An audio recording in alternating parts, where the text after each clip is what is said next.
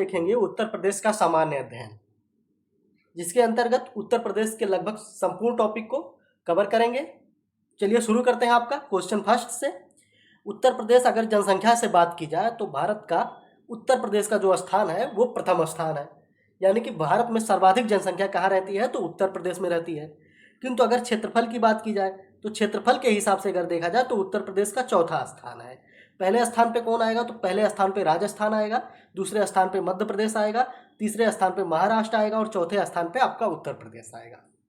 उत्तर प्रदेश कब बना तो सर्वप्रथम उत्तर प्रदेश अप्रैल 1937 में गठन किया गया उत्तर प्रदेश का, और उसका नाम क्या रखा गया तो संयुक्त प्रांत रखा गया। किंतु 24 जनवरी 1950 को उत्तर प्रदेश का नाम बदल के संयुक्त प्रांत से क्या कर दिया गया तो उत्तर प्रदेश कर दिया गया।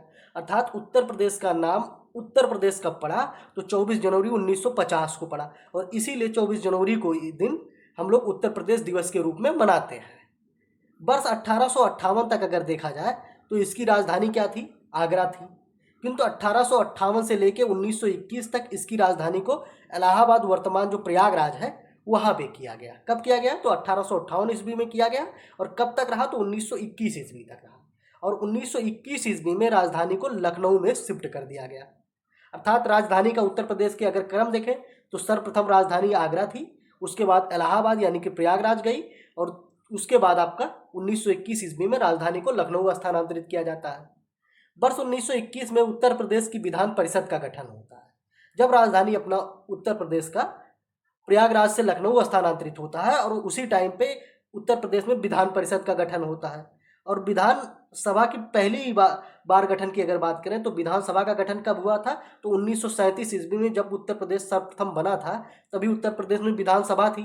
और विधान परिषद कब बनी तो 1921 ईस्वी में, जब राजधानी को प्रयागराज से लखनऊ स्थानांतरित किया गया। विधान परिषद के सभापति प्रथम कौन थे तो विधान परिषद के प्रथम सभापति जो थे वो श्री चंद्रभाल थे। ठीक है, श्री चंद्रभाल। उत्तर प्रदेश विधान परिषद के प्रथम सभापति कौन थे तो श्री चंद्रभाल, और विधानसभा के प्रथम अध्यक्ष कौन थे तो पुरुषोत्तम दास टंडन थे। 9 नवंबर 2000 को उत्तर प्रदेश का विभाजन होता है, और उत्तर प्रदेश के 13 जिलों को अलग कर कौन सा राज्य बनता है तो उत्तराखंड। उत्तरांचल के उत्तर प्रदेश के उत्तरांचल के 13 जिलों को अलग किया जाता है, और एक नया राज्य बनता है, उसका नाम क्या रखा जाता है उत्तराखंड रखा जाता है। भारत की राष्ट्रीय राजधानी अगर क्षेत्र की बात करें, ठीक है, तो राष्ट्रीय राजधानी क्षेत्र को क्या कहते हैं एनसीआर कहते हैं, नेशनल कैपिटल रीजन। ठीक, तो एनसीआर कहते हैं। तो उत्तर प्रदेश के 8 जो जिले हैं वो एनसीआर में शामिल है। ठीक है, और 8 जिले का मतलब उत्तर प्रदेश में, ठीक है, 8 जिले जो है वो एनसीआर में शामिल है। वो कौन कौन से जिले हैं उसको याद कर लेते हैं। तो देखिए, मेरठ है, गाजियाबाद है, गौतम बुद्ध नगर है, बुलंदशहर है, हापुड़ है, बागपत है, मुजफ्फरनगर है और शामली है। ठीक है, इसको अगर याद नहीं हो रहा हो आपको तो थोड़ा सा मैं इसमें आपको हेल्प कर देता हूँ। एक शब्द याद रखिए, बेगम। ठीक है, बेगम। जैसे बेगम जब याद कर लेंगे तो बा से पहला आ जाए आपका बुलंदशहर और बागपत, गा से गौतम बुद्ध नगर और गाजियाबाद, माँ से आपका मुजफ्फरनगर और मेरठ। ये आपका 6 याद हो जाएगा। हापुड़ और शामली आपको याद करना पड़ेगा। ठीक है, उत्तर प्रदेश उच्च न्यायालय जो है वो प्रयागराज में है, और इसकी अगर खंडपीठ की बात करें तो इसकी खंडपीठ कहाँ स्थित है, लखनऊ में स्थित है। उत्तर प्रदेश के कुछ राज्य प्रतीक देख लेते हैं। उत्तर प्रदेश का राज्य चिन्ह क्या है तो एक वृत्त में 2 मछलियां हैं और एक तीर धनुष है। ठीक है, तो ये आपका क्या है राजकीय चिन्ह है, और इसे कब स्वीकृत किया गया तो 1938 ईस्वी में राजकीय चिन्ह को स्वीकृत किया गया। उत्तर प्रदेश का राजकीय वृक्ष क्या है तो अशोक जो है वो उत्तर प्रदेश का राजकीय वृक्ष है। राजकीय पुष्प की अगर बात करें तो वो पलाश हो जाएगा। राजकीय पशु तो राजकीय पशु जो हो जाएगा वो बारहसिंगा हो जाएगा। उत्तर प्रदेश का राजकीय पक्षी तो उसे सारस या क्रौच, ठीक है, ये हो जाएगा आपका उत्तर प्रदेश का राजकीय पक्षी। राजकीय भाषा की अगर बात करें तो वो हो जाएगा हिंदी, और जिसे कब स्वीकार किया गया तो 1947 ईस्वी में स्वीकार किया गया। और उत्तर प्रदेश की द्वितीय राजभाषा कौन सी है तो वो उर्दू है, जिसे 1989 ईस्वी में बनाया गया। उत्तर प्रदेश का राजकीय खेल क्या है तो वो आपका हॉकी हो जाएगा। थोड़ा सा उत्तर प्रदेश को राजनीतिक प्रशासन की दृष्टि से देख लेते हैं। तो उत्तर प्रदेश विधानसभा में सदस्यों की अगर बात की जाए तो कुल सदस्य कितने हैं 404 सदस्य हैं, जिसमें से 403 सदस्य जो है वो निर्वाचित होते हैं तथा एक सदस्य एंग्लो इंडियन सदस्य के रूप में राज्यपाल द्वारा मनोनीत किया जाता है। उत्तर प्रदेश विधान परिषद में सदस्यों की संख्या अगर देखें तो उत्तर प्रदेश की विधान परिषद में टोटल 100 सदस्य हैं। उत्तर प्रदेश में लोकसभा में उत्तर प्रदेश की कितनी सीटें हैं तो वो आपकी 80 सीटें हो जाएंगी और राज्यसभा में 31 सीटें हैं। ठीक है, ये किसी भी देश में मतलब किसी भी देश में राज्य के रूप में अगर देखा जाए तो ये उत्तर प्रदेश अपना भारत में ऐसा वो है जिसमें सर्वाधिक सीटें लोकसभा की और सर्वाधिक सीटें राज्यसभा की है। ठीक है, अर्थात लोकसभा और राज्यसभा की सीटों की संख्या के दृष्टि से देखा जाए तो उत्तर प्रदेश पहले स्थान पे आता है। सर्वाधिक विधानसभा सीटों वाला जिला कौन सा है उत्तर प्रदेश का तो प्रयागराज है। वो प्रयागराज में विधानसभा की यानी कि कितनी सीटें हैं तो प्रयागराज में विधानसभा की 12 सीटें हैं। उत्तर प्रदेश के कुछ महत्वपूर्ण तथ्य देख लेते हैं। उत्तर प्रदेश के प्रथम मुख्यमंत्री कौन थे तो उत्तर प्रदेश के प्रथम मुख्यमंत्री जो थे वो गोविंद बल्लभ पंत थे, जीबी पंत थे।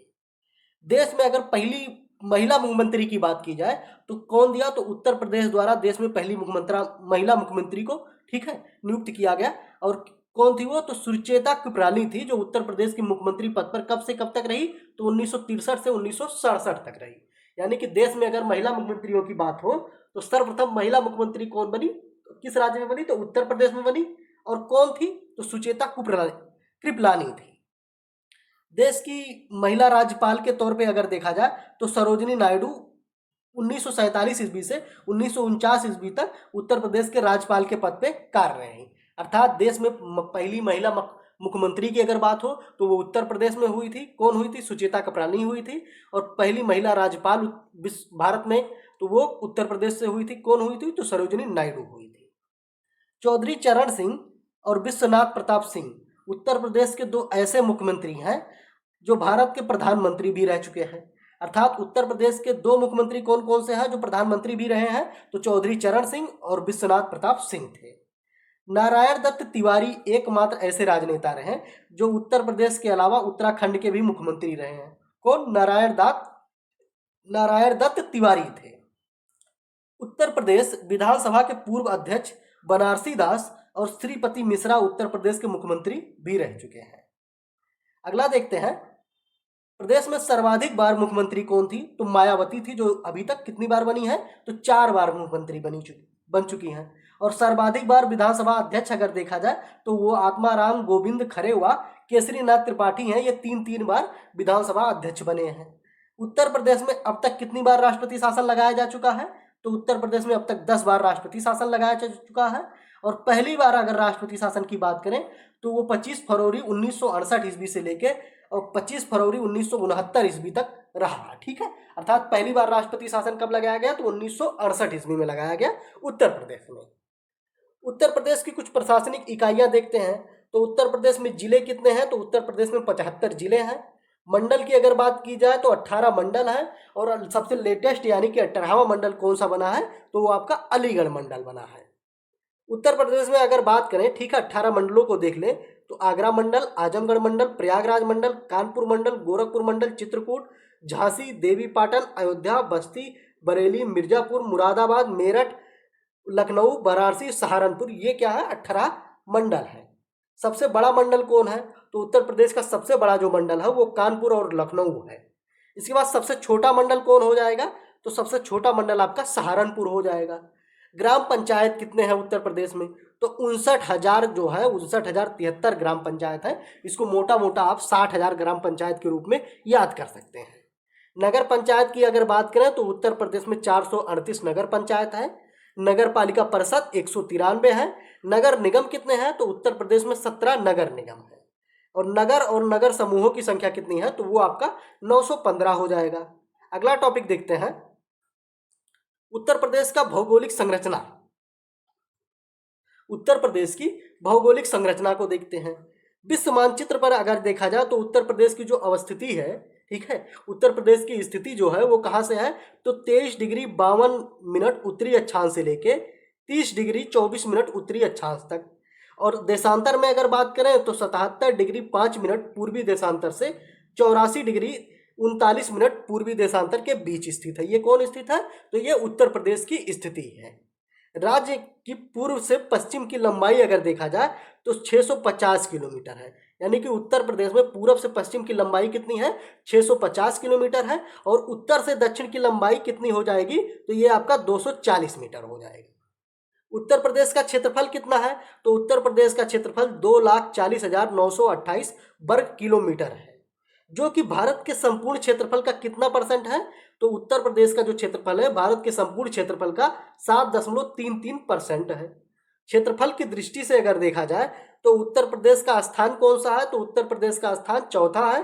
पहले स्थान पे राजस्थान, दूसरे स्थान पे मध्य प्रदेश और तीसरे स्थान पे महाराष्ट्र, उसके बाद आपका उत्तर प्रदेश की, ठीक है, स्थिति आती है। थोड़ा सा आप उत्तर प्रदेश के बारे में देखेंगे, ठीक है।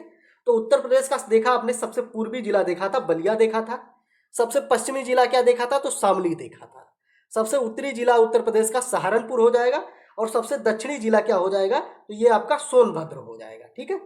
एनसीआर में शामिल जिले आपने देखा, तो इसमें कौन कौन सा देखा, तो मुजफ्फरनगर देखा, मेरठ देखा, बेगम, ठीक है, फिर आपने क्या देखा, बागपत देखा और बुलंदशहर देखा, बुलंदशहर देखा, और बेगा से गाजियाबाद हो जाएगा और गौतम बुद्ध नगर हो जाएगा, ठीक है।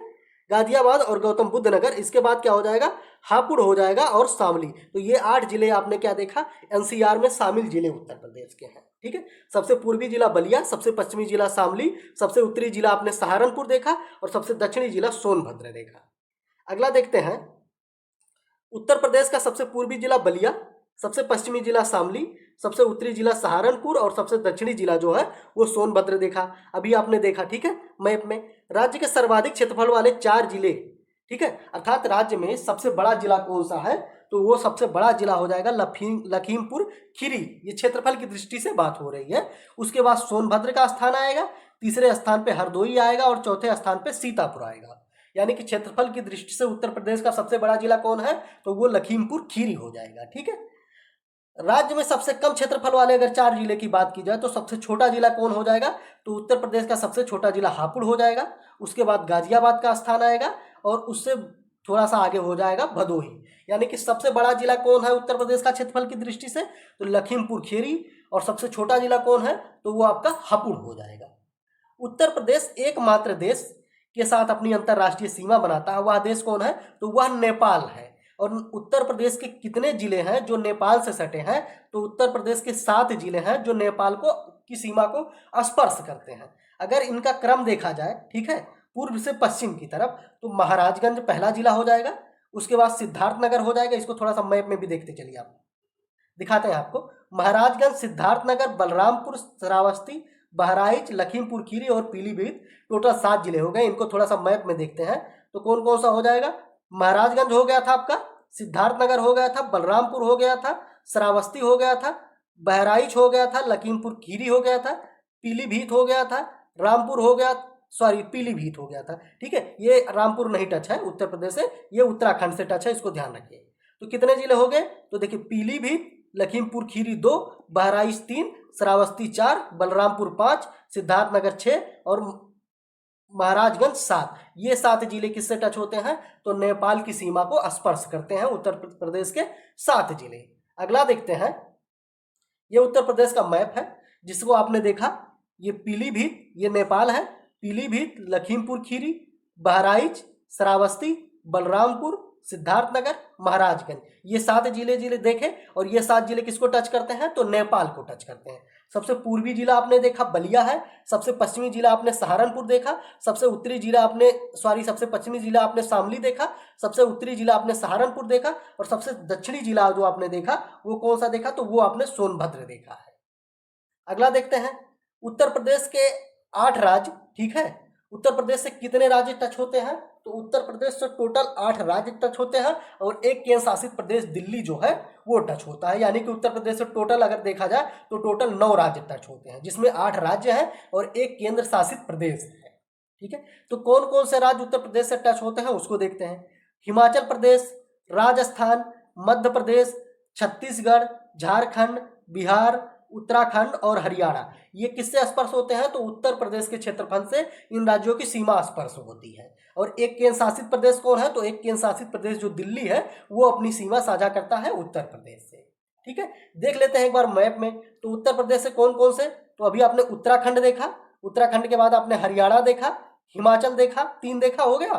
फिर दिल्ली हो जाएगा 4 हो जाएगा, राजस्थान 5 हो जाएगा, मध्य प्रदेश आपका 6 हो जाएगा, छत्तीसगढ़ 7 हो जाएगा, झारखंड 8 हो जाएगा और बिहार 9वां हो जाएगा।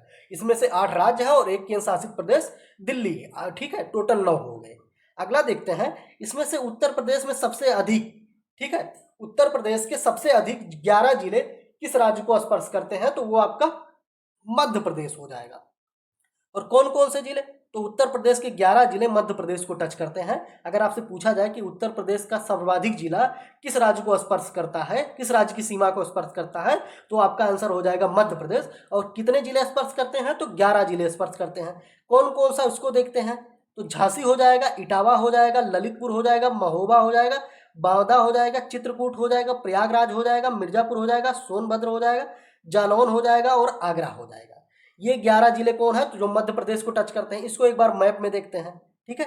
तो कौन कौन से हो जाए, देखिए, आगरा, इटावा, आगरा, इटावा, जालौन, झांसी, ललितपुर, ऐसे क्रम से याद कीजिए आप।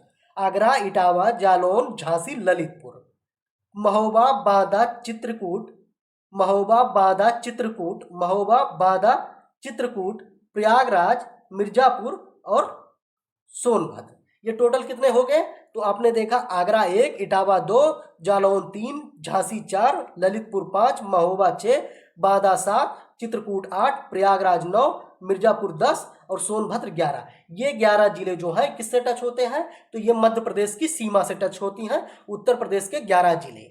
अगला देखें, उत्तर प्रदेश की सटी सबसे लंबी सीमा किससे है, तो मध्य प्रदेश से है। और सबसे छोटी सीमा की अगर बात करिए तो सबसे कम सीमा किससे टच होती है, तो वो आपका हिमाचल प्रदेश से टच होती है। अभी आपने मध्य प्रदेश तो देख लिया कि मध्य प्रदेश से सबसे लंबी सीमा टच होती है, ठीक है, उत्तर प्रदेश की, और सबसे कम सीमा टच होती है ये आपका हिमाचल प्रदेश से। हिमाचल प्रदेश से एकमात्र जिला टच करता है, तो वो कौन सा हो जाएगा, आपका सहारनपुर हो जाएगा। इसको आप ध्यान रखिएगा।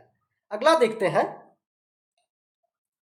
उत्तराखंड के साथ सीमा साझा करने वाले कितने जिले हैं उत्तर प्रदेश के, तो उत्तराखंड से 7 जिले स्पर्श करते हैं। और कौन कौन से हो जाएंगे, तो सहारनपुर हो जाएगा, मुजफ्फरनगर हो जाएगा, बिजनौर हो जाएगा, मुरादाबाद हो जाएगा, रामपुर हो जाएगा, बरेली हो जाएगा और पीलीभीत हो जाएगा। ठीक है, ये पीलीभीत बाउंड्री है। और पीलीभीत, इस चीज को याद रखिए कि उत्तराखंड और नेपाल दोनों से स्पर्श होता है। ठीक है, इसको एक बार मैप में देखते हैं, उत्तराखंड से स्पर्श होने वाले जिले। तो उत्तराखंड से 7 जिले स्पर्श होते हैं। कौन कौन से, तो सहारनपुर, मुजफ्फरनगर, बिजनौर, मुरादाबाद, रामपुर, बरेली और पीलीभीत। कितने जिले हो गए, सहारनपुर पहला, मुजफ्फरनगर दूसरा, बिजनौर तीसरा, मुरादाबाद चौथा, रामपुर पांचवा, बरेली छठा और पीलीभीत सातवां। तो उत्तर प्रदेश के, अगर उत्तराखंड से बात की जाए तो उत्तर प्रदेश के 7 जिले उत्तराखंड से स्पर्श होते हैं। ठीक है, अगला देखते हैं आपका, बिहार के साथ सीमा साझा करने वाले उत्तर प्रदेश के कितने जिले हैं, तो बिहार के साथ सीमा साझा करने वाले उत्तर प्रदेश के 7 जिले हैं। वो कौन कौन से जिले हैं, तो सोनभद्र, चंदौली, गाजीपुर, बलिया, देवरिया, कुशीनगर और महाराजगंज। इनको एक बार मैप में देख लेते हैं, बिहार के साथ उत्तर प्रदेश के कौन कौन से जिले टच होते हैं। तो अभी आपने देखा, महाराजगंज देखा, कुशीनगर देखा, देवरिया देखा, 3 ये हो गया, बलिया 4 हो गया, गाजीपुर 5 हो गया, चंदौली 6 हो गया और सोनभद्र 7 हो गया। तो आपने देखा उत्तराखंड से कितने जिले स्पर्श हुए, 7 जिले स्पर्श हुए। उसके बाद आपने देखा नेपाल से कितने जिले स्पर्श हुए, तो 7 जिले स्पर्श हुए नेपाल से भी। और बिहार से भी 7 जिले स्पर्श होते हैं, इसको आप ध्यान रखें। मध्य प्रदेश देखा तो मध्य प्रदेश से 11 जिले स्पर्श होते हैं। अब अगला देख लेते हैं आपका, हिमाचल प्रदेश से 1 जिला स्पर्श होता है, आपने जो सहारनपुर है उसको देखते हैं। अगला देखते हैं आपका कि हरियाणा से कितने जिले स्पर्श होते हैं। ठीक है, तो हरियाणा से कितने जिले स्पर्श होते हैं, तो हरियाणा से 6 जिले स्पर्श होते हैं। कौन कौन से, तो सहारनपुर, शामली, बागपत, गौतम बुद्ध नगर, अलीगढ़ और मथुरा। ठीक है, इसके साथ साथ दिल्ली के साथ कितनी सीमा जिले साझा करते हैं, तो ये आपका गाजियाबाद और गौतम बुद्ध नगर जो है, ये 2 जिले जो है वो सिर्फ दिल्ली से स्पर्श है। ठीक है, सटे हुए। हरियाणा के जिलों को एक बार मैप से थोड़ा सा देख लेते हैं। 6 जिले हैं, सहारनपुर, शामली, बागपत नगर, ठीक है, बागपत, गौतम बुद्ध नगर, अलीगढ़ और मथुरा। एक बार हरियाणा के जिलों को मैप में देखते हैं। ठीक है, हरियाणा से कौन कौन सा, तो सहारनपुर, ठीक है, शामली, बागपत, बागपत के बाद आपका हो जाएगा गौतम बुद्ध नगर, और गौतम बुद्ध के नगर के बाद अलीगढ़ हो जाएगा। कितना होगा, 1 2 3 4 5, ठीक है, और छठा जिला के रूप में कौन सा स्पर्श होगा, तो इसमें आपका हो जाएगा कौन कौन सा आपने देखा, तो इसमें आपने सहारनपुर देखा, शामली देखा 2 हो गया, बागपत 3 हो गया, उसके बाद गौतम बुद्ध नगर 4 हो गया, अलीगढ़ 5 हो गया, और मथुरा जो आपका छठा, ठीक है, जिला हो जाएगा हरियाणा से टच होने वाला। हरियाणा से 6 जिले टच होते हैं, हिमाचल प्रदेश से 1 जिला टच होता है, उत्तराखंड से 7, नेपाल से 7, बिहार से 7, मध्य प्रदेश से कितना, तो 11 जिला है। ठीक है, राजस्थान देख लेते हैं, तो राजस्थान से कौन कौन से जिले स्पर्श होते हैं, तो मथुरा और आपका आगरा जो है ये राजस्थान से 2 जिले स्पर्श होते हैं। इसके साथ साथ आपका, ठीक है, छत्तीसगढ़ से कौन सा जिला स्पर्श होता है, तो सोनभद्र होता है। झारखंड से तो सोनभद्र होता है, केवल 1 जिला जो सोनभद्र है, ठीक है, ये किससे स्पर्श होता है, तो छत्तीसगढ़ से, झारखंड से, बिहार से और मध्य प्रदेश से। यानी कि सोनभद्र की क्या खूबसूरती है, तो सोनभद्र 4 राज्यों, ठीक है, भारत का पहला जिला है सोनभद्र जो 4 राज्यों से अपनी सीमा स्पर्श करता है। कौन कौन से राज्य, तो मध्य प्रदेश हो जाएगा, बिहार हो जाएगा, झारखंड हो जाएगा और छत्तीसगढ़ हो जाएगा। देखते हैं अगला, राजस्थान की सीमा से तो आपने देखा कौन कौन से थे, आगरा और मथुरा थे। झारखंड और छत्तीसगढ़ से सीमा साझा करने वाला उत्तर प्रदेश का एकमात्र जिला है सोनभद्र।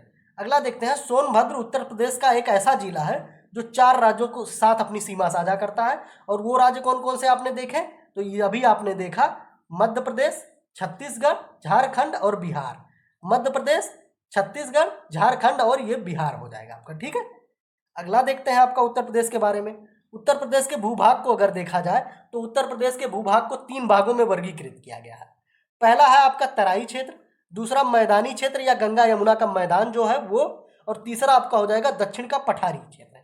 सर्वप्रथम तराई क्षेत्र पे अगर नजर देखें तो उत्तर भांवर क्षेत्र जो है समानांतर, हिमालय के समानांतर रूप से विस्तृत समतल जो मैदान है, ठीक है, समतल और नम दलदली जो मैदान है उसको तराई क्षेत्र कहते हैं।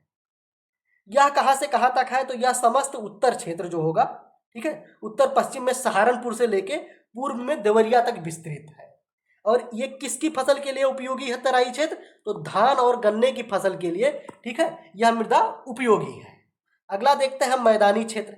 मैदानी क्षेत्र की बात करें तो उत्तर प्रदेश का जो भांवर तराई क्षेत्र है और दक्षिण के पठारी, ठीक है, क्षेत्र के मध्य का जो क्षेत्र है वो कौन सा क्षेत्र है, तो वो मैदानी क्षेत्र है।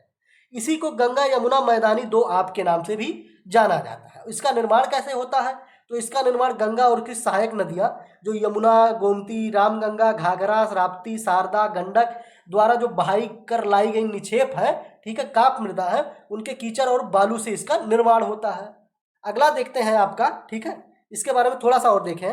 नदियों द्वारा निक्षेपित जो तलहट मिट्टी या संरचना के आधार पर इस मैदान को 2 भागों में बांटा गया है, और उसे कौन कौन सा, तो बांगर क्षेत्र और खादर क्षेत्र। बांगर क्षेत्र क्या होता है, खादर क्षेत्र क्या होता है, इसको थोड़ा सा देख लेते हैं, इंपॉर्टेंट है ये। तो वो क्षेत्र जहां देखिए इस क्षेत्र में भूमि जो होती है वो ऊंची होती है, अर्थात नदियों का बाढ़ का पानी जो है वो नहीं पहुंच पाता, और इस क्षेत्र की उर्वरता क्या होती है, तो कम हो जाती है, और यह कृषि के लिए उपयोगी नहीं होता है। यह आपका बांगर क्षेत्र होता है, अर्थात ऐसा क्षेत्र जहां नदियों के बाढ़ का जल नहीं पहुंच पाता, वहां की उर्वरता धीरे धीरे कम हो जाती है, वो कौन सा क्षेत्र हो जाता है, बांगर क्षेत्र। खादर क्षेत्र, खादर क्षेत्र से स्पष्ट है कि उपजाऊ मृदा। तो यहाँ क्या होता है, प्रतिवर्ष नदियां जो होती हैं वो अपने निक्षेप ला के जमा करती हैं, और इन निक्षेपों से यहाँ की मृदा क्या होती है और उपजाऊ हो जाती है, तो ये आपका खादर क्षेत्र हो जाएगा। तीसरा अगर पार्ट देखें उत्तर प्रदेश का तो वो आपका हो जाएगा दक्षिण का पठारी क्षेत्र। दक्षिण का पठारी क्षेत्र अगर देखा जाए, उत्तर प्रदेश के दक्षिण का पठारी क्षेत्र जो प्रायद्वीपीय भारत का, ठीक है, उत्तरी विस्तार है, और यह कहाँ है, तो जिसे बुंदेलखंड के पठार के नाम से जाना जाता है। दक्षिण का पठारी क्षेत्र किस नाम से जाना जाता है, तो इसे बुंदेलखंड के पठार के नाम से जाना जाता है। इसके अंतर्गत कौन कौन से जिले आते हैं, थोड़ा सा एक बार नजर रखते हैं। तो ललितपुर, झांसी, जालौन, हमीरपुर, महोबा, बांदा, चित्रकूट, मिर्जापुर के गंगा क्षेत्र जो है, ठीक है, दक्षिण भाग, और सोनभद्र के कुछ भाग इसमें सम्मिलित होते हैं। यहाँ के जो नीस चट्टानों से निर्मित है यह पठार, और इसे क्या कहते हैं, तो इसे बुंदेलखंड का नीस भी कहा जाता है। अगला देखते हैं आपका, इसमें आप देखेंगे हम उत्तर प्रदेश के थोड़ा सा ऐतिहासिक पृष्ठभूमि देखेंगे। ऐतिहासिक दृष्टि से उत्तर प्रदेश में, ठीक है, क्या इंपॉर्टेंट है उसको देखते हैं। तो उत्तर प्रदेश का अगर ज्ञात इतिहास देखा जाए तो लगभग 4000 वर्ष पुराना है। जब आर्य भारत में प्रवेश हुए तो इस समय उत्तर प्रदेश को क्या कहते हैं, यानी कि वैदिक सभ्यता की शुरुआत हुई, और उत्तर प्रदेश में, ठीक है, इनका जन्म होता है, किसका, आर्यों का। वैदिक सभ्यता का जन्म कहाँ होता है? तो उत्तर प्रदेश में होता है। आर्यों का विस्तार जो था वो सिंधु नदी यानी कि पश्चिम में सिंधु नदी और सतलज के मैदानी भागों से गंगा यमुना के मैदानी क्षेत्र की ओर हुआ। इन्होंने दो आप गंगा यमुना के दो आप मैदानी भाग और घाघरा नदी के क्षेत्र को अपना घर बनाया। कौन बनाया? आर्यों द्वारा बनाया गया। संसार के अगर प्राचीनतम शहरों में एक की बात माना की जाए तो वो कौन सा है? वाराणसी है, जो कहाँ स्थित है? उत्तर प्रदेश में स्थित है। उस उत्तर पश्चिम से आने वाले आक्रमणकारों जो थे, ठीक है, ये क्या करते थे? तो ये दिल्ली और पटना के बीच में उत्तर प्रदेश की स्थिति के कारण उत्तर प्रदेश का इतिहास से, ठीक है, जो प्राचीन इतिहास है, तो उत्तर भारत के इतिहास से उत्तर प्रदेश का घनिष्ठ संबंध रहा। प्राचीन काल में अगर देखा जाए तो प्राचीन काल में उत्तर प्रदेश का नाम जो था वो मध्य देश के नाम से जाना जाता था, किंतु वैदिक काल में इसे महर्षि देश के नाम से जाना गया, ठीक है। और इस काल में उत्तर प्रदेश में कई महान जो ऋषि मुनि जन्म हुए। कौन कौन से थे? तो भारद्वाज आश्रम आपने देखा होगा, प्रयागराज में है। वशिष्ठ हो जाएंगे, विश्वामित्र हो जाएंगे, वाल्मीकि हो जाएंगे, याज्ञवल्क्य हो जाएंगे। इन सब का कहाँ हुआ? तो इन सब की जो मातृजननी है वो कर्मजननी है, वो कहाँ है? तो उत्तर प्रदेश है। उत्तर प्रदेश में अगर देखा जाए तो टोटल आपने 16 महाजनपद पढ़ा था। उन 16 महाजनपदों में से 8 महाजनपद अकेले उत्तर प्रदेश में है। इन महाजनपद को देखेंगे, इनकी राजधानी को देखेंगे और वर्तमान में कौन सा क्षेत्र था जहां पे ये महाजनपद स्थित थे उसको देखेंगे। एग्जाम की दृष्टि से यह बहुत ही महत्वपूर्ण है। तो देखते हैं वत्स जनपद जो है, ठीक है, तो वत्स जनपद कहाँ है? तो इसकी राजधानी कौशाम्बी में था। और ये वर्तमान में कौन सा? तो वर्तमान में जो प्रयागराज का क्षेत्र है वहां पे वत्स ठीक है, जनपद स्थित था। अगला आपका काशी सभी लोग जानते हैं, इसकी राजधानी वाराणसी थी। और ये कहाँ है? तो वर्तमान का वाराणसी क्षेत्र। कौशल कहाँ था? तो कौशल की राजधानी श्रावस्ती थी। और वो कौशल के अगर देखा जाए क्षेत्र वर्तमान में, तो वर्तमान का जो अयोध्या का क्षेत्र है वो कौन सा क्षेत्र था? तो वो कौशल का क्षेत्र था, ठीक है। मल्ल देखा जाए तो मल्ल की राजधानी जो कुशीनगर थी। और बुद्ध को, ठीक है, महापरिनिर्वाण की प्राप्ति कहाँ हुई थी? तो इसी कुशीनगर में हुई थी। और मल्ल के अगर देखा जाए तो वर्तमान का जो क्षेत्र देवरिया, बस्ती, गोरखपुर का जो क्षेत्र है वो आपका कौन सा था? तो मल्ल क्षेत्र के नाम से, मल्ल जनपद के नाम से जाना जाता था उसको। अगला आपका जनपद है पांचाल जनपद। पांचाल जनपद की राजधानी क्या थी? तो इसकी राजधानी अहिच्छत्रक या कामपिल्ली थी, ठीक है। और कौन सा पांचाल जो जनपद है वो कहाँ स्थित था? तो वर्तमान का जो बरेली, बदायूं और फर्रुखाबाद क्षेत्र है वहां पे पांचाल जनपद स्थित थी। अगला आपका जनपद है चेदी जनपद। और चेदी जनपद की राजधानी शक्तिमती थी। और ये कहाँ पे स्थित है? तो वर्तमान में जो बुंदेलखंड क्षेत्र है यहाँ पे चेदी जनपद का विस्तार था। अगला आपका जनपद है सूरसेन जनपद और इसकी राजधानी मथुरा थी। ये भी आप सभी जानते हैं, तो वर्तमान का मथुरा क्षेत्र हो जाएगा। अगला जनपद है कुरु जनपद और इसकी राजधानी जो थी वो इंद्रप्रस्थ थी। और इंद्रप्रस्थ क्या थी? वर्तमान में मेरठ, थानेश्वर और दिल्ली का जो क्षेत्र है वो इंद्रप्रस्थ है। इंद्रप्रस्थ का नाम कहाँ सुना होगा? तो इंद्रप्रस्थ का नाम आपने महाभारत में जरूर सुना होगा, ठीक है। अगला देखते हैं आपका, नेक्स्ट आपका देखेंगे स्वतंत्रता संग्राम में उत्तर प्रदेश का क्या योगदान था, उसके बारे में देखते हैं। तो उत्तर प्रदेश भारतीय स्वतंत्रता संग्राम में अग्रणी जो भूमिका निभा रहा था वो कौन था? उत्तर प्रदेश था। सन 1857 में हुए प्रथम स्वतंत्रता संग्राम की जो शुरुआत होती है वो आपका कहाँ से होता है? तो 10 मई 1857 को उत्तर प्रदेश के मेरठ जिले से होता है। यानी कि 1857 की जो स्वतंत्रता संग्राम की शुरुआत होती है वो कहाँ से होती है? तो उत्तर प्रदेश से होती है, ठीक है। और यह कुछ ही समय में झांसी, कालपी, कानपुर, लखनऊ, बिठूर, अवध, वाराणसी, बलिया और आजमगढ़ में फैल जाता है। 1857 की अगर स्वतंत्रता संग्राम को देखा जाए तो इसका मुख्य केंद्र बिंदु जो क्या था? तो ये आपका उत्तर प्रदेश था। विद्रोह के परिणाम स्वरूप उत्तर प्रदेश में अनेक वीर स्वतंत्रता सेनानियों का उदय हुआ, जिसमें झांसी की रानी लक्ष्मीबाई, बिठूर के नाना साहब, तात्या टोपे और उनके सहायक अजीमुल्ला खां, अवध के बेगम हजरत महल, राणा बेनी माधव और मौलवी अहमदुल्ला शाह, ठीक है, ये अवध से संबंधित थे। पूर्वी उत्तर प्रदेश में कुंवर सिंह जैसे प्रमुख व्यक्तित्व जो थे ये उत्तर प्रदेश से शामिल थे। उत्तर प्रदेश की अगर बात की जाए तो इसके अतिरिक्त असहयोग आंदोलन, सविनय अवज्ञा आंदोलन जैसे आंदोलन भी उत्तर प्रदेश में पूर्ण सहयोग के साथ देखने को मिले। और 1925 में लखनऊ के निकट जो काकोरी षड्यंत्र होता है, ठीक है, काकोरी षड्यंत्र जिसे वर्तमान में काकोरी एक्शन के नाम से जाना जाता है, ये भी कहाँ हुआ? तो ये भी उत्तर प्रदेश में घटना घटी। इसके अतिरिक्त अगर देखा जाए तो भारत छोड़ो आंदोलन उत्तर प्रदेश में सर्वाधिक प्रभावशाली राज्य के रूप में उभर कर सामने आया था। अधिकांश भागों में, विशेषकर अगर उत्तर पूर्वी देखा जाए, पूर्वी उत्तर प्रदेश में देखा जाए तो पूर्वी उत्तर प्रदेश में बलिया, आजमगढ़, बस्ती, मिर्जापुर, गोरखपुर, जौनपुर और महाराष्ट्र, बनारस, इन जिलों में क्या हुआ था, तो इन सबसे ज्यादा व्यापक रूप से, ठीक है, भारत छोड़ो आंदोलन का विस्तार हुआ था। इसके साथ साथ उत्तर प्रदेश के इतिहास में निश्चित रूप से भारतीय इतिहास का महत्वपूर्ण और अभिन्न हिस्सा था। स्वतंत्रता के बाद भी भारतीय राजनीति में उत्तर प्रदेश का क्या योगदान रहा, थोड़ा सा उसको देखते हैं। तो उत्तर प्रदेश ने ही भारत में सर्वाधिक यानी कि 8 प्रधानमंत्री उत्तर प्रदेश ने दिए हैं, जिनमें कौन कौन थे, तो जवाहरलाल नेहरू, लाल बहादुर शास्त्री, इंदिरा गांधी, राजीव गांधी, चौधरी चरण सिंह, बीपी सिंह, अटल बिहारी वाजपेयी। ये कौन कहाँ से थे, तो इनका संबंध उत्तर प्रदेश से।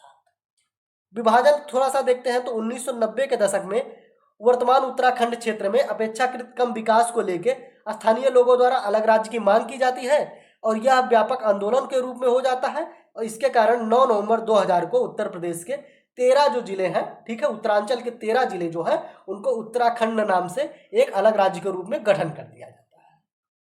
नेक्स्ट देखते हैं, उत्तर प्रदेश की खनिज संपदा को देखेंगे। उत्तर प्रदेश में खनिज संपदा निम्न मध्यम श्रेणी वाला राज्य है।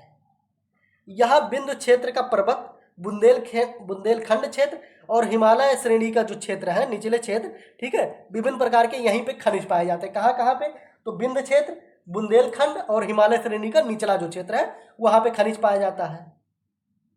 सर्वप्रथम देखते हैं, उत्तर प्रदेश में खनिज संपदा की खोज, विकास और उद्योगों की स्थापना के लिए 1955 में राज्य भूतत्व खनिज कर्म निदेशालय की स्थापना की जाती है। कब की जाती है, ध्यान रखिए, 1955 ईस्वी में राज्य में भूतत्व खनिज कर्म निदेशालय की स्थापना की जाती है। निदेशालय द्वारा खोजे गए खनिज भंडारों को विकसित करने तथा उन पर आधारित उद्योग लगाने के उद्देश्य से 1974 ईस्वी में, ध्यान रखिए, 1974 ईस्वी में उत्तर प्रदेश राज्य खनिज विकास निगम की स्थापना की जाती है। उत्तर प्रदेश में राज्य खनिज विकास निगम की स्थापना कब की जाती है, तो 1974 ईस्वी में की जाती है। इसको ध्यान रखिए। प्रथम खनिज नीति कब लाई गई उत्तर प्रदेश में, तो उत्तर प्रदेश में प्रथम खनिज नीति लाई गई 1988 ईस्वी में, ठीक है। और इसके तहत खनिज विकास को उद्योग का दर्जा दिया गया। नीति में प्रदेश के 12 जिलों को खनिज बाहुल्य क्षेत्र के रूप में घोषित किया गया। उत्तर प्रदेश के वो कौन से 12 जिले हैं जो खनिज बाहुल्य क्षेत्र के रूप में घोषित है, तो उनको देखते हैं। तो प्रयागराज हो जाएगा, झांसी हो जाएगा, सहारनपुर हो जाएगा, मिर्जापुर हो जाएगा, ललितपुर हो जाएगा, जालौन हो जाएगा, महोबा हो जाएगा, सोनभद्र हो जाएगा, चित्रकूट हो जाएगा, चंदौली हो जाएगा, बांदा और हमीरपुर हो जाएगा। इसमें से ज़्यादातर जिले जो हैं वो कहाँ के हैं, तो वो आपका दक्षिणी उत्तर प्रदेश के जिले हैं, ठीक है। अगला देखते हैं, नई खनिज नीति कब लाई गई, तो प्रथम खनिज नीति जो उत्तर प्रदेश में लाई गई थी, कब लाई गई थी, तो 1998 ईस्वी में। और जो नवीन खनिज नीति लाई गई वो लाया गया कब, तो 2017 ईस्वी में लाया गया। अगला देखते हैं, उत्तर प्रदेश के प्रमुख खनिज। सर्वप्रथम देखेंगे कोयला।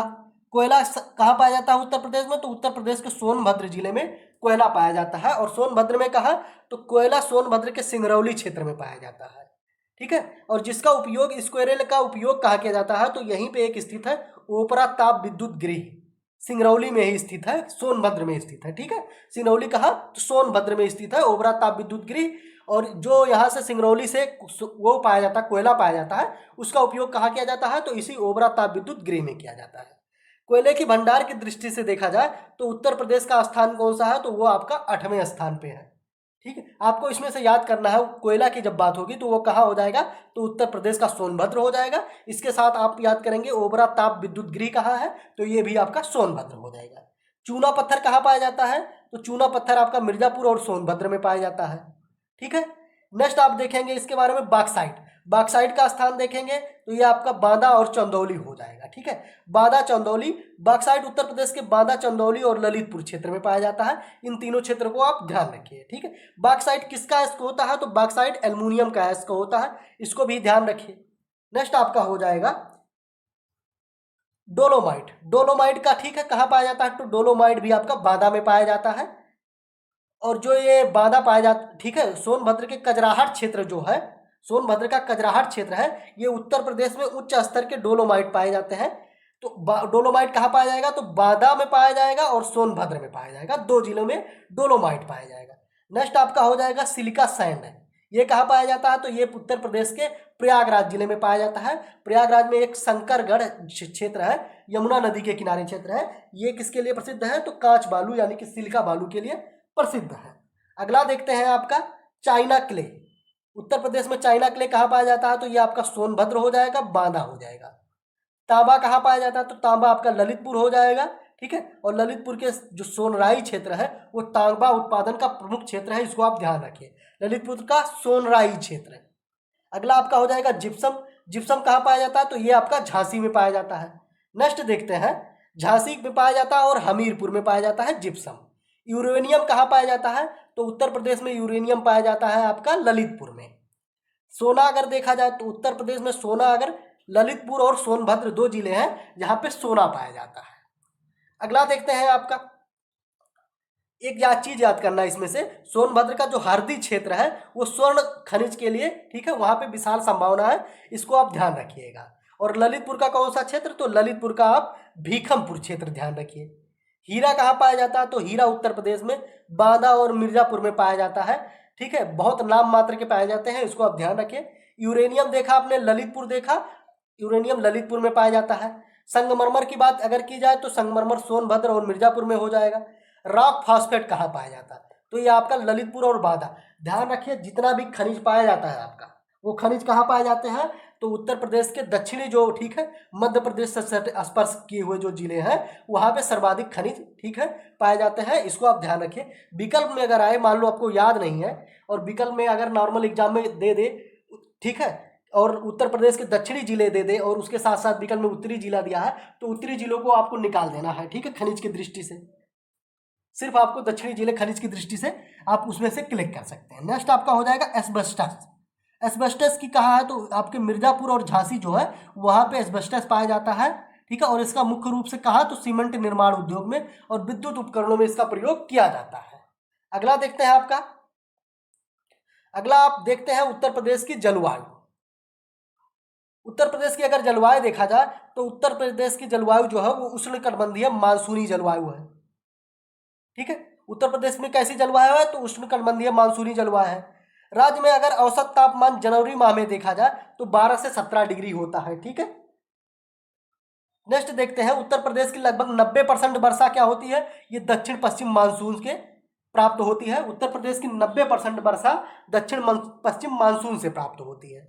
उत्तर प्रदेश में सर्वाधिक वर्षा कहाँ होती है? तो ये आपका गोरखपुर में होती है, 184 सेंटीमीटर। सिर्फ आपको ये याद करना है, उत्तर प्रदेश में सर्वाधिक वर्षा कहाँ होती है? तो गोरखपुर में होती है। सबसे कम वर्षा की बात अगर करें तो वो आपका मथुरा हो जाएगा। उत्तर प्रदेश में अगर कुल भूमि में आर्द्र भूमि देखा जाए तो 5% जो है वो वेटलैंड भूमि है, यानी कि आर्द्र भूमि है। अगला आपका देखेंगे, उत्तर प्रदेश में सबसे ज्यादा आर्द्र भूमि कहाँ है? तो ये आपका सोनभद्र जिला हो जाएगा, उसमें सर्वाधिक आर्द्र भूमि स्थित है उत्तर प्रदेश में। वर्षा के महीनों में अगर देखा जाए, ठीक है, तो राज्य में पूर्वी हिस्से में जो है वो सर्वाधिक वर्षा प्राप्त करते हैं, ठीक है, और जबकि जब पश्चिमी हिस्सा है वो वर्षा कम हो, यानी कि उत्तर प्रदेश में अगर पूरब से पश्चिम की तरफ जाया जाए तो वर्षा की मात्रा में क्या होगी? तो कमी होगी, इसको भी आप ध्यान रखिए। नेक्स्ट आ जाएंगे आपका उत्तर प्रदेश में ऋतुएं। उत्तर प्रदेश में कौन कौन सी ऋतुएं हैं? तो उत्तर प्रदेश में 3 ऋतुएं हैं। ये किसके द्वारा? भारतीय मौसम विभाग द्वारा, ठीक है। उत्तर प्रदेश में मुख्यतः 3 ऋतुओं को विभाजित किया गया है, शीत ऋतु, ग्रीष्म ऋतु और वर्षा ऋतु। ये सभी जानते हैं कि उत्तर प्रदेश में देखिए शीत ऋतु कब आती है, ग्रीष्म ऋतु कब आती है, वर्षा ऋतु कब आती है, तो इसके बारे में थोड़ा सा, ठीक है, स्किप करते हैं। नेक्स्ट देखते हैं,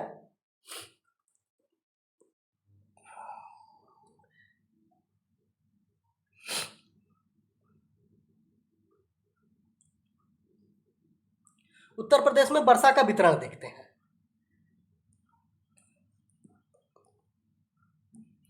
उत्तर प्रदेश में वर्षा का वितरण बहुत असमान है, यानी कि बहुत अलग है, ठीक है। इसको देखते हैं, पूर्वी अगर मैदानी क्षेत्र देखा जाए तो वहाँ 112 सेंटीमीटर वर्षा होती है। मध्यवर्ती अगर उत्तर प्रदेश में देखा जाए तो 94 सेंटीमीटर, और पश्चिमी भाग अगर देखा जाए तो 84 सेंटीमीटर। अर्थात उत्तर प्रदेश में देखा जाए तो पूरब से पश्चिम की तरफ जैसे जैसे बढ़ेंगे तो वर्षा की मात्रा क्या होगी? तो कम होती जाएगी। दक्षिणी भाग जो आपका पहाड़ी क्षेत्र है और पठारी क्षेत्र है वहाँ पे कितनी वर्षा होती है? तो वो आपका 91 सेंटीमीटर वर्षा वहाँ पे प्राप्त करती है।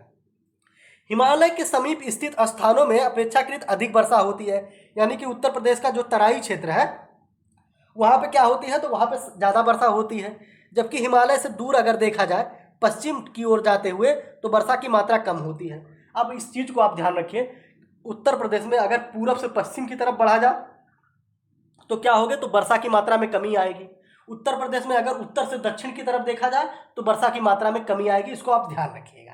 ठीक है, राज्य में संपूर्ण वर्षा का जो वो देखा जाए अगर, तो 75 से 80% वर्षा क्या है, तो बंगाल की खाड़ी के मानसून से प्राप्त होती है। संपूर्ण वर्षा का लगभग 60% वर्षा कब होती है, तो जुलाई और अगस्त माह में होती है।